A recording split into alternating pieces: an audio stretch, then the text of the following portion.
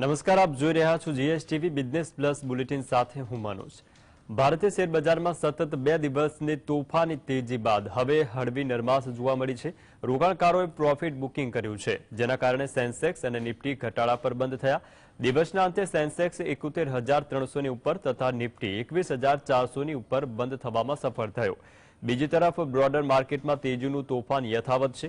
બીએસસીનો mid cap index 0.28% અને small cap index 0.48%ના ઉછાળા પર રહ્યો છે, જેના પગલે શેર બજારમાં રોકાણકારોની સંપત્તિમાં 83,000 કરોડનો વધારો થયો છે। સેક્ટોરિયલ ઇન્ડેક્સની વાત કરીએ તો સૌથી વધુ તેજી ટેલિકોમ્યુનિકેશન, સર્વિસીસ, ફાર્મા અને કેપિટલ ગુડ્સના શેર્સમાં જોવા મળી છે। બીજી તરફ રિયલ્ટી, આઈટી, બેન્કિંગ અને યુટિલિટી શેર્સના ઇન્ડેક્સમાં વેચવાલીનું દબાણ રહ્યું। દિવસના અંતે સેન્સેક્સમાં 0.24% અને નિફ્ટીમાં 0.18%નો ઘટાડો નોંધાયો છે। વાત કરીએ સેન્સેક્સની તો સેન્સેક્સમાં આજે 168.66નો ઘટાડો નોંધાયો છે અને સેન્સેક્સ 71,315.90 બંધ આવ્યો છે।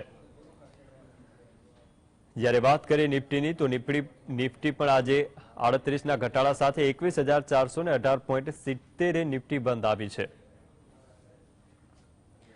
વાત કરીએ આગળ હીરો શેર્સની। સૌપ્રથમ બજાજ ઓટો તો બજાજ ઓટોમાં આજે 190.50 રૂપિયાનો વધારો નોંધાયો છે અને આ શેર્સ 6,465.70 રૂપિયાએ બંધ આવ્યો।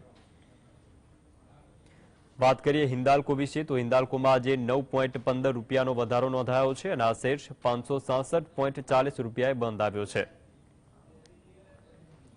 વાત કરીએ અદાણી પોર્ટ્સ વિશે તો તેમાં આજે 15.75 રૂપિયાનો ઉછાળો નોંધાયો છે અને આ શેર્સ 1,094.30 રૂપિયાએ બંધ આવ્યો છે।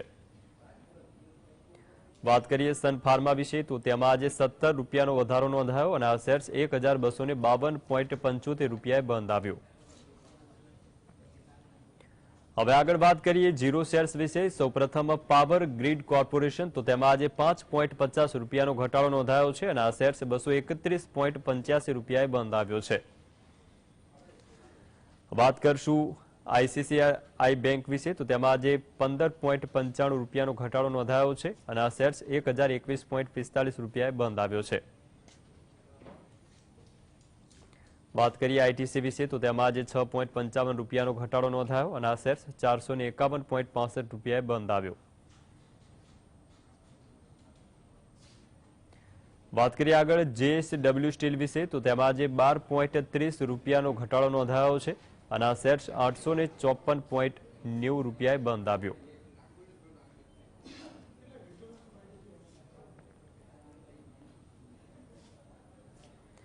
તો માર્કેટના આજના કારોબાર અંગે ચર્ચા કરવા આપણી સાથે જોડાયા છે ધનવર્ષા ફિનકેપ પ્રાઇવેટ લિમિટેડના ડિરેક્ટર નિલેશભાઈ કોટક। નિલેશભાઈ, સ્વાગત છે જીએસટીવીના બિઝનેસ પ્લસ બુલેટિનમાં। વાત કરીએ આજના માર્કેટ વિશેની તો ભારતીય શેર બજારમાં સતત 2 દિવસની તેજી બાદ પ્રોફિટ બુકિંગ જોવાયું છે। સેન્સેક્સ અને નિફ્ટી ઘટાડા પર બંધ થયા છે। આજની આ માર્કેટની મુવમેન્ટ વિશે તમે શું કહેશો? તો સતત માર્કેટ વધી રહ્યું હતું એટલે આ એક કરેક્શન એ હેલ્ધી કરેક્શન કહેવાય અને જ્યાં સુધી જે સેન્સેક્સ અને નિફ્ટીના લેવલની વાત કરીએ તો સેન્સેક્સ એ જ્યાં સુધી 69,900 અને નિફ્ટી છે એ 21,000ની ઉપર રહે ત્યાં સુધી overall trend buy on dip છે। ત્યાં સુધી ટ્રેન્ડ બદલાયો ગણવું નહીં। આ કરેક્શન્સ એ બજાર માટે જરૂરી હતા અને આવ્યું છે અત્યારે। જી નિલેશભાઈ, શું માર્કેટમાં હવે એક નિશ્ચિત રેન્જમાં જોવા મળશે કે પછી હજુ પણ તેજી તરફી કરંટ યથાવત રહેશે? જો જે ચાલ છે તે પ્રમાણે આપણે 21,000નું લેવલ નીચામાં અને 21,700નું લેવલ ઉપરમાં આ નિફ્ટીમાં લેવલ સમજીને ચાલવાના। પણ જે રીતે small cap, mid cap, large કેપમાં જે રીતે વધારો થયો છે તે જોતા જે ઝડપથી વધારો થયો છે કે 18,800 થી આપણે 21,500 સુધી, એટલે 18,800 થી 21,500ની જે નિફ્ટી ગણીએ તો એ 2700 પોઈન્ટ છે। એટલે રિટ્રેચમેન્ટ પ્રમાણે ટેકનિકલ એટલીસ્ટ 50% જેટલું રિટ્રેચમેન્ટ આવે તો બજાર માટે ઘણું હેલ્ધી કહી શકાય। કોઈ પણ કારણ આવશે પણ આટલું રિટ્રેચમેન્ટ અથવા તો આટલો ઘટાડો સંભવી શકે છે, નહીં તો બબલ મોટો થઈ શકે એવું લાગે છે। હાલમાં બંને જે સૂચકાંક કહેવાય કે નિફ્ટી અને સેન્સેક્સ એ 25ના પી મલ્ટીપલે ચાલી રહ્યા છે। જાન્યુઆરીની શરૂઆતમાં આનો પી મલ્ટિપલ 12 થી 14 હતો, એટલે ઘણું વેલ્યુએશન એ હાઈ થઈ ગયું છે. એટલે ઊંચા મથાળે સાવચેતી રાખવી આની રોકાણકારોને સલાહ છે. જી, એક કોલર આપણી સાથે જોડાઈ ગયા છે, તુષારભાઈ આપનો પ્રશ્ન જણાવશો. અમારો ક્વેશ્ચન એ છે કે અનલિસ્ટેડ કોઈ કંપનીની શેર પ્રાઇસ જ્યારે એ લિસ્ટ થાય એ વખતે એની ઇસ્યુ પ્રાઇસ બંનેમાં શું ડિફરન્સ હોઈ શકે છે? સેમ હોઈ શકે છે, પછી પ્લસ માઇનસ હોઈ શકે છે? અનલિસ્ટેડ શેર્સની વાત કરતા હો તો અનલિસ્ટેડ શેર્સ જ્યારે લિસ્ટેડ થાય અને આપણે જૂનું હોલ્ડિંગ્સ તમે ધરાવતા હોય અનલિસ્ટેડ શેર્સનું, તો એક તો પહેલો તો તમે 6 મહિના સુધી એ શેર્સને વેચી શકતા નથી.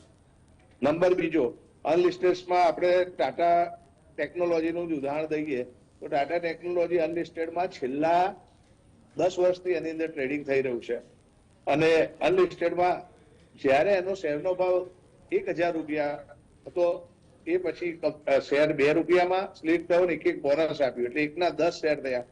એટલે કે જે વેલ્થ જનરેશન થઈ જાય કે 100 રૂપિયાની આજે 1200 રૂપિયા જેવી થઈ. એટલે કહેવાનો હશે અનલિસ્ટેડમાં ઘણીવાર ઘણી વેલ્થ જનરેટ થતી હોય છે. તે જ રીતે આપણે ટાટા કેપિટલ અનલિસ્ટેડમાં વાત કરીએ તો 188 ના ભાવે હમણાં જ રાઈટ ગયો. આજે અનલિસ્ટેડમાં ટાટા કેપિટલમાં 600 રૂપિયાના ભાવે સોદા થાય છે. જે ઇન્વેસ્ટરો બજાર માટે જાણકાર છે, જેમ અનલિસ્ટેડની વાત કરી, એવા રોકાણકારોએ કે આવા સારા શેરોમાં પણ ભવિષ્યમાં લોંગ ટર્મ માટે રોકાણ માટે એક એવન્યુ તરીકે વિચારી શકાય અને એની અંદર રોકાણ કરી શકાય. હા, ઘણી કંપનીનો ઇસ્યુ જો ના આવે તો લિક્વિડિટી ના કારણે તમે નીકળી પણ ના શકો. એવું પણ એક ઉદાહરણ આપું કે ફાર્મ ઇઝીના શેર્સમાં 125 સોદા થયા હતા, આજે માત્ર 10 રૂપિયામાં સોદા થઈ રહ્યા છે. જી, અને એક કોલર મહેન્દ્રભાઈ આપણી સાથે જોડાયા છે. મહેન્દ્રભાઈ, આપનો પ્રશ્ન જણાવો. મારો અવાજ પહોંચી રહ્યો છે આપ સુધી મહેન્દ્રભાઈ?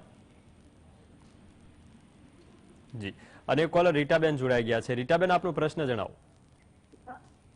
સ્ટરલાઇટ ટેકનો 147 ના ભાવે લીધા છે ને મનાલી પેટ્રોલ લીધા છે, તો શું કરવું? સ્ટરલાઇટ ટેકનોમાં મારા પ્રમાણે 180 થી 85 નો ટાર્ગેટ આવશે, જાળવી રાખો. મનાલી પેટ્રોમાં પણ આ લેવલે જાળવવાની સલાહ છે. જી, નિલેશભાઈ, બીજું એ કે બેન્કિંગ સેક્ટરમાં તમારી પસંદગીના શેર્સ કયા છે અને તેમાં રોકાણ કરી શકાય કે નહીં? લાર્જ કેપમાં કોટક બેંક અને HDFC બેંક, મિડ કેપમાં DCB બેંક અને સિટી યુનિયન બેંક. જી, અને કોલર હર્ષદભાઈ આપણી સાથે જોડાયા છે. હર્ષદભાઈ, આપનો પ્રશ્ન જણાવો. શું કરવું જોઈએ હવે, વેચવા કે રાખવા? સોરી, કઈ કંપની? એકવાર ફરીથી આપનો પૂરો પ્રશ્ન જણાવશો.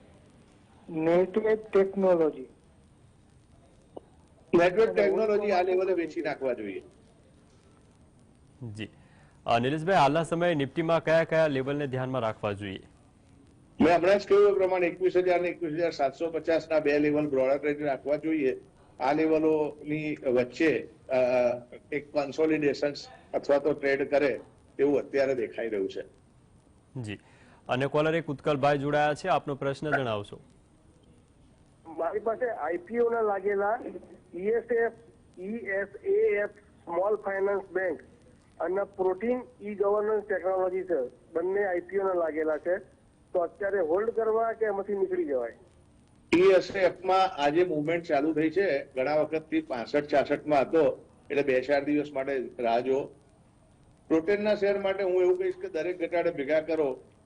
આ શેર 5 વર્ષના ગાળા માટેનો છે, કારણ કે આ કંપની જે 3 કાર્ય કરી રહી છે તેમાં વર્ચ્યુઅલ મોનોપોલી છે, એક આધાર કાર્ડ ઇસ્યુઅન્સનું કામ છે, એક TDS નંબર અને એક પાન કાર્ડ ઇસ્યુ કરવાનું કામ, અને બીજું NPS સિસ્ટમ માટે એગ્રીગેટર તરીકે પણ એ કામ કરી રહી છે.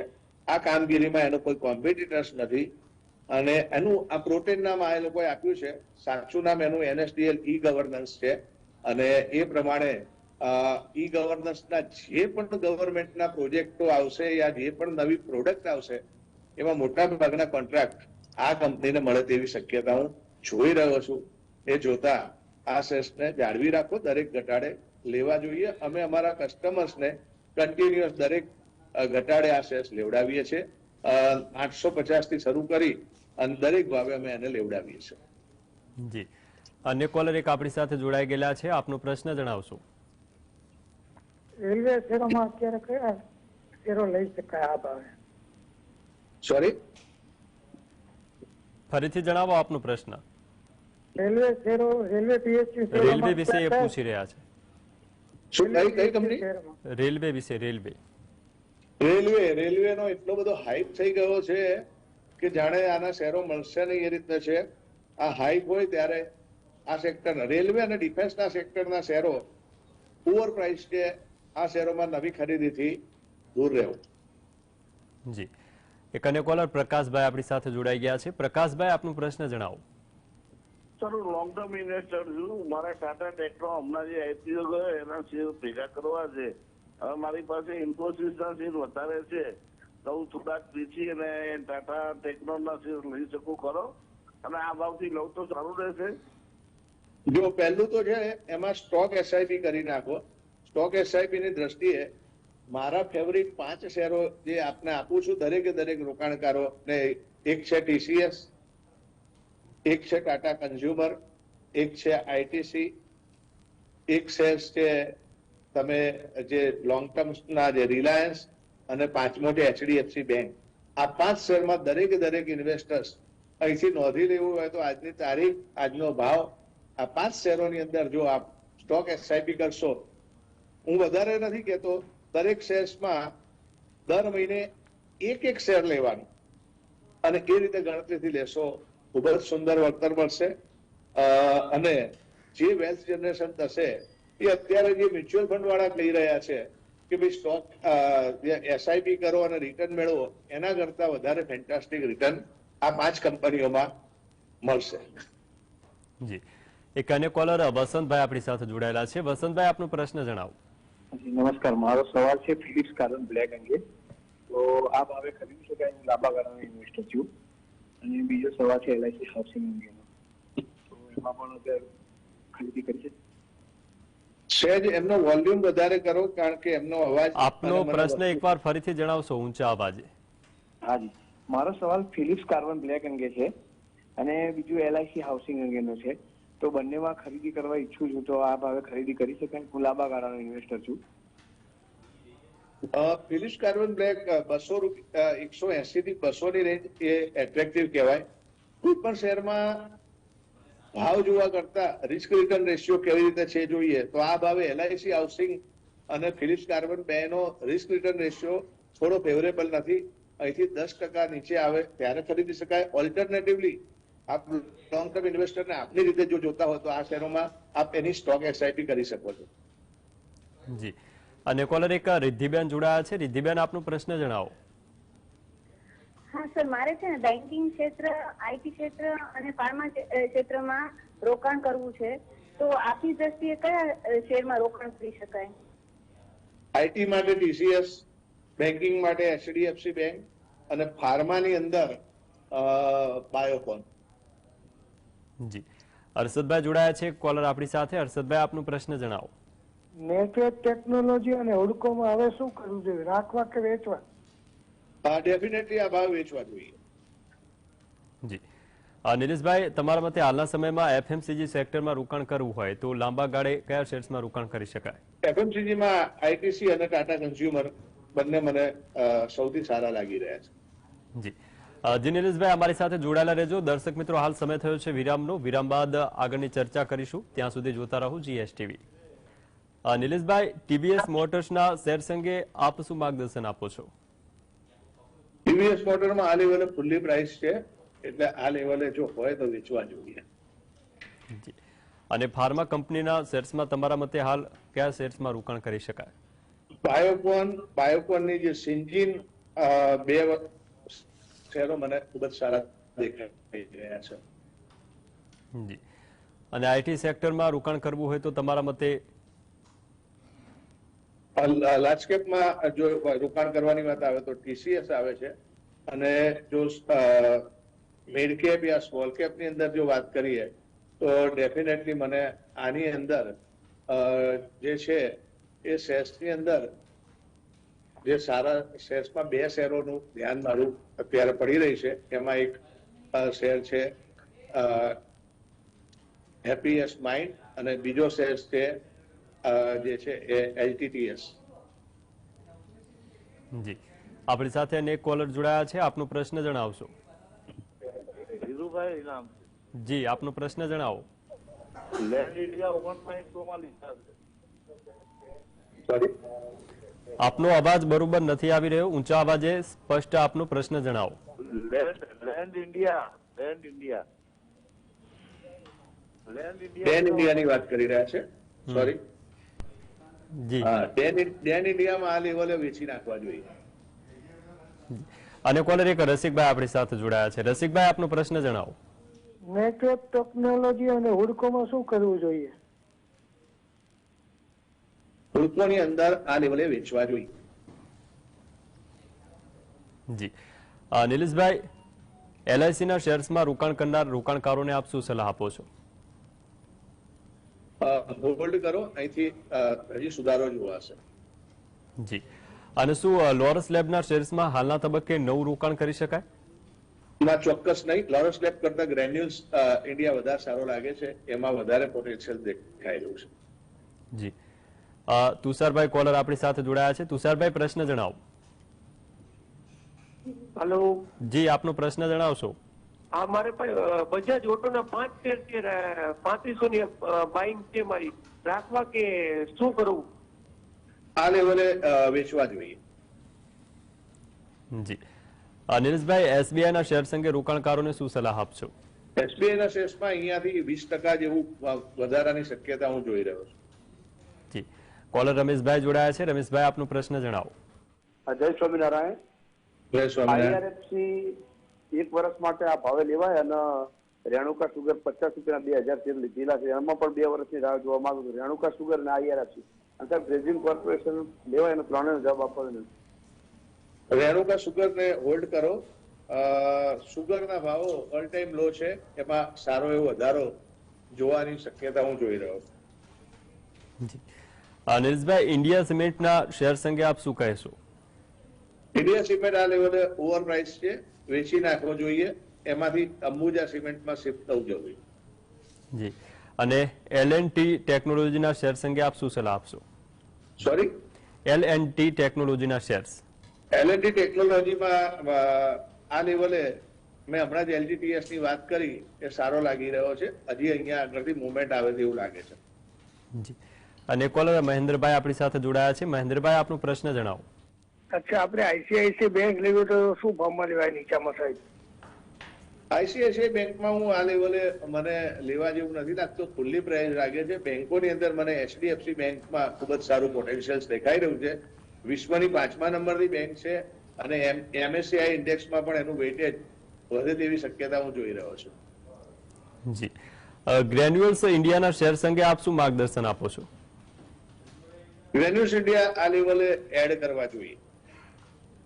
જી, એ કોલર નરેન્દ્રભાઈ જોડાયા છે. નરેન્દ્રભાઈ, આપનો પ્રશ્ન જણાવો. હા, HFCL શેર અંગે સાહેબ મારે જાણવું હતું. આપનો પ્રશ્ન એકવાર ફરીથી જણાવશો ઊંચા અવાજે.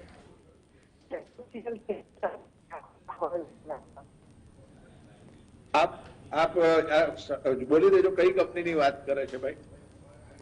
એક અન્ય કોલર સુરેશભાઈ જોડાયેલા છે. સુરેશભાઈ, આપનો પ્રશ્ન જણાવો. કોટક સાહેબ, મારી પાસે ઇન્ફોસિસ છે, TCS મેં હમણાં વેચી નાખ્યા. હવે IT શેરમાં મારે બીજા શેર લેવા છે, તો ફરી શેમાં રોકાણ કરવું? IT શેર્સ ની અંદર જો રોકાણ કરવાની વાત હોય તો IT શેર્સ ની અંદર મને બીજા શેરોમાં હેપીએસ્ટ માઇન્ડ મેં હમણાં વાત કરી એનું અંદર ફોકસ મને સારું લાગે છે અને બીજો KPIT ટેકનોલોજીમાં રોકાણ કરી શકો છો. જી, અને આપના મતે સ્મોલ કેપ સેગમેન્ટમાં રોકાણ કરવા લાયક 2 શેર્સ કયા હોઈ શકે? કયું સેગમેન્ટ કીધું આપ? Small cap segment. Sorry, small cap સેગમેન્ટમાં રોકાણ કરવું હોય તો તમારે small cap already over price છે. આ લેવલે નવી રોકાણ કરવાની સલાહ નથી સ્મોલ કેપમાં. જી, હર્ષદભાઈ જોડાયા છે કોલર. હર્ષદભાઈ, પ્રશ્ન જણાવો. નિલેશભાઈ, મારે જાણવું હતું, ડિવિઝ લેબ નથી વધતો તો ડિવિઝ લેબ અને MRPL માં એમાં શું કરવું સાહેબ? ડિવિઝ લેબ ને હોલ્ડ કરી રાખો. MRPL માં આ લેવલે નફો બુક કરો. જી, યોગેશભાઈ જોડાયા છે કોલર. યોગેશભાઈ, આપનો પ્રશ્ન જણાવો. સર, મને નવી ખરીદી માટે તમારી રીતે સારા સજેશન આપો ને શેર. અને મારે ઇન્ફોસિસમાં નવું રોકાણ કરવું તો ક્યાં ભાવથી કરી શકાય? ઇન્ફોસિસ કરતા મને ટીસીએસ ફાર બેટર લાગે છે. બીજા શેર્સની અંદર જો લાર્જ કેપમાં હોય તો એચસીએલ ટેકનો સારો લાગી રહ્યો છે. કોઈ પણ લેવલે રોકાણ કરવું છે એ ખરાબ નથી. બજાર અને ભારતનો જે ગ્રોથ છે એટલે મારી દ્રષ્ટિએ મેં હમણાં જ જણાવેલા 5 શેરો છે એ 5 શેરોમાં અમે અમારા ક્લાયન્ટોને પણ સ્ટોક એસઆઈપી કરાવી રહ્યા છે. આપ પણ એમાં સ્ટોક એસઆઈપી કરો. મ્યુચ્યુઅલ ફંડની એસઆઈપી કરતા ડેફિનેટલી સ્ટોક એસઆઈપી તમને બહુ સારું વળતર આપશે. અને એ સિવાય જો બહુ ના જવું હોય અને મ્યુચ્યુઅલ ફંડનું રિટર્ન જે લેવું હોય તો નિફ્ટીમાં જ રોકાણ, નિફ્ટી ઇટીએફમાં રોકાણ કરવું જોઈએ.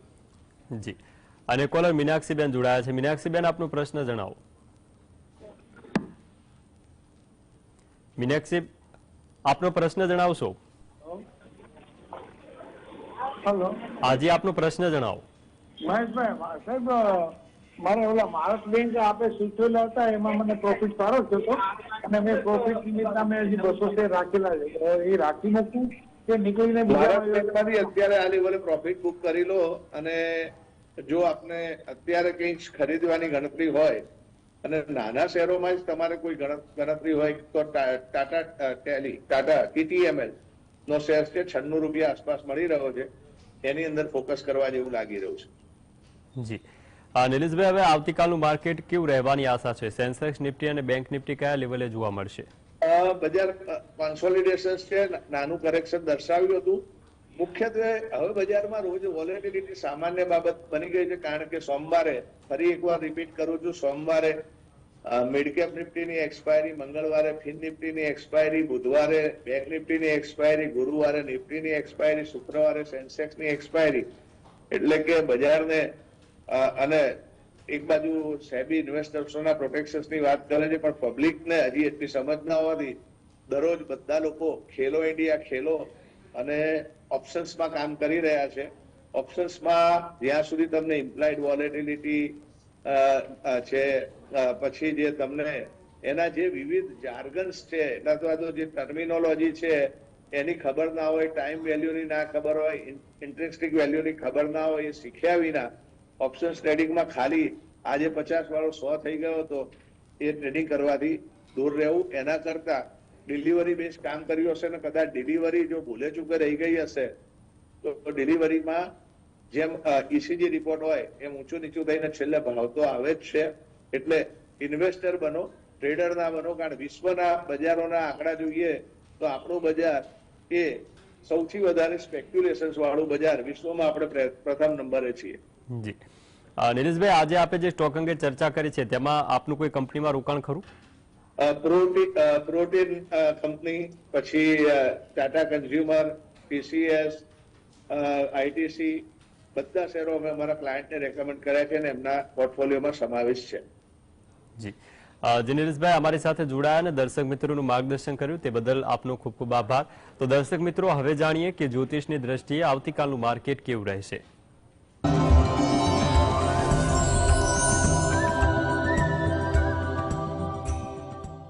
મંગળવાર, તારીખ 19/12/2023, કુંભ રાશિ છે.